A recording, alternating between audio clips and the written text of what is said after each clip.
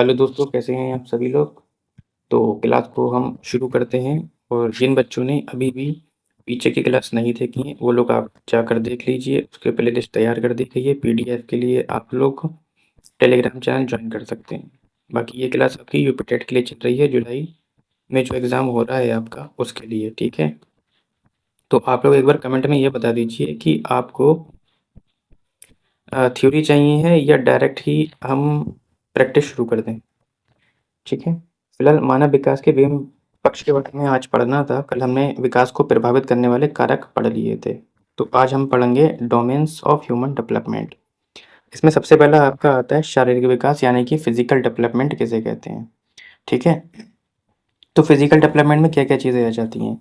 तो इसमें शरीर की बेटा लंबाई आ जाती है, वजन, हड्डियों का मजबूत होना और आंतरिक अंगों का विकास शामिल होता है। ये सबसे प्रत्यक्ष यानी कि विजिबल विकास होता है, जो हम लोग अपनी आंखों से देख सकते हैं। जैसे किसी बच्चे की लंबाई ये है, आज उसकी लंबाई ये है, तो हम देख रहे हैं ना कि उसकी लंबाई दिख रही है या विजिबल हो रही है। ठीक है। इस तरीके से ये शारीरिक विकास होता है। ये विभिन्न पक्ष होते हैं मानव के। नेक्स्ट पॉइंट है आपका मानसिक विकास। ठीक है। मानसिक विकास क्या होता है, जैसे हम मेंटल डेवलपमेंट बोलते हैं। इसमें क्या होता है, इसमें बच्चे की सोचने की, याद रखने की और ध्यान केंद्रित करने की और निर्णय लेने की क्षमता का क्या होता है, विकास होता है। बच्चा किस तरीके से सोच पा रहा है, सोचने की क्षमता उसकी कैसी है, सारी है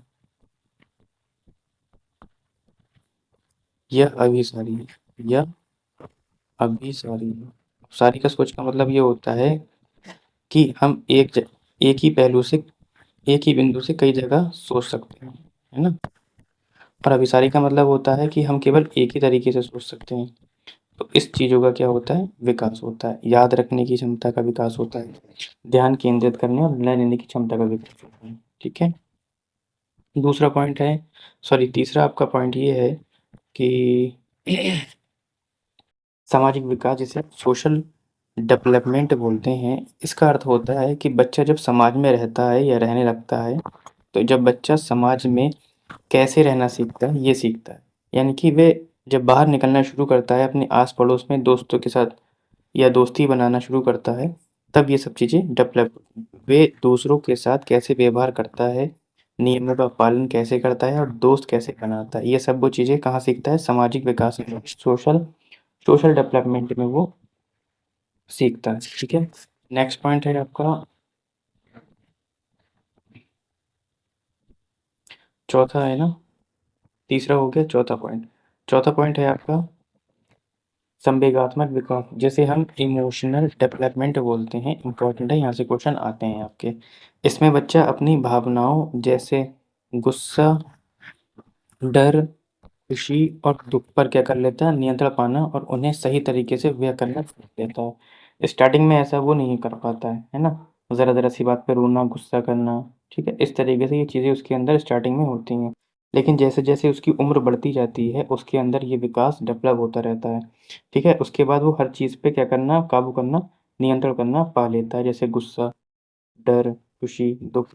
एक वक़्त ऐसा आता है कि यदि किसी ने उसे गाली भी दे दी सामने, तब भी वो गुस्सा पाल लेता है, गुस्से में उसके साथ कुछ भी नहीं करता है। तो इस तरीके की चीज़ें जो होती हैं देखने को संवेगात्मक विकास में मिलती हैं। 5वां पॉइंट है आपका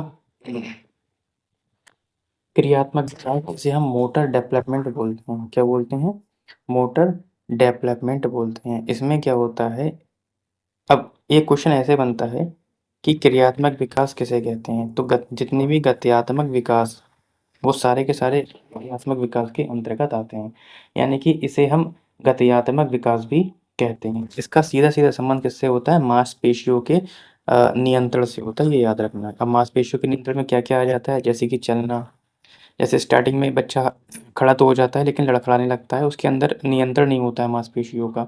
अपना सिर को इधर उधर करना, इस सिर पे भी उसका नियंत्रण नहीं होता है। दौड़ना, लिखना। स्टार्टिंग में देखते हैं जब बच्चे का एडमिशन हम करवाते हैं, तो वो पेन या पेंसिल पकड़ने में, क्योंकि उसका संबंध वो मांसपेशियों पे नियंत्रण हासिल नहीं कर पाता है, इसलिए ना तो वो सही से पेंसिल पकड़ पाता है, या किसी चीज़ को भी पकड़ना उसके अंदर इतनी क्षमता नहीं होती है। यानी कि क्षमता, ताकत होती है, लेकिन नियंत्रण करना नहीं आता उसको अपने शरीर को।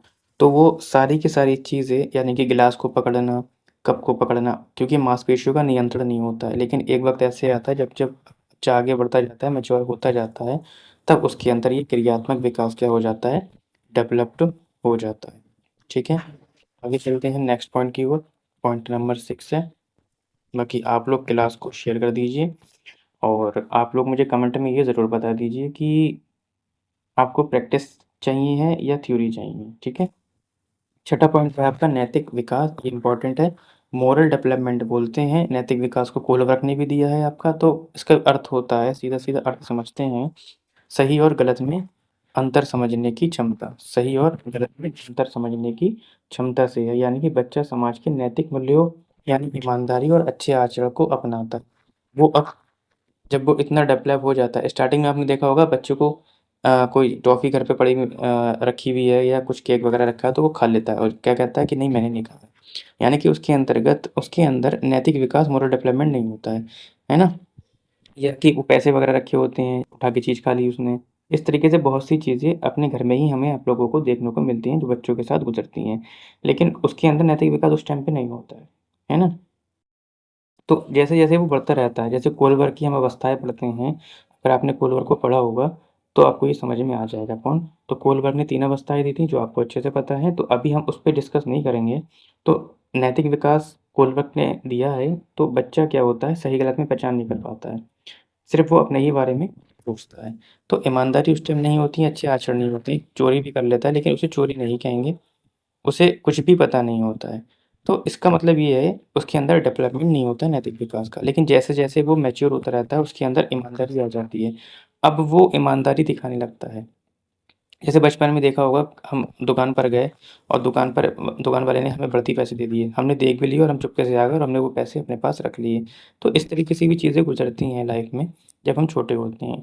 जैसे-जैसे हम बढ़ते रहते हैं, नैतिक विकास हमारे अंदर आता है, इसलिए बाद में हम ईमानदारी भी सीख लेते हैं और अच्छे आचरण भी सीख लेते हैं। लास्ट पॉइंट है आपका संज्ञानात्मक विकास, जिसे हम कॉग्निटिव डेवलपमेंट बोलते हैं।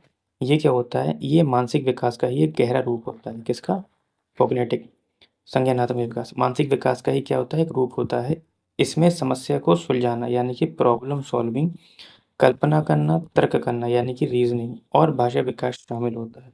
संज्ञानात्मक विकास जब आप आगे पढ़ेंगे तब हम संज्ञानात्मक विकास के बारे में अच्छे से पढ़ेंगे। ठीक है? उन्होंने 4 स्टेज दी हैं जिसको हम डिटेल में पढ़ेंगे। बाकी अभी तक हम यहीं रखेंगे।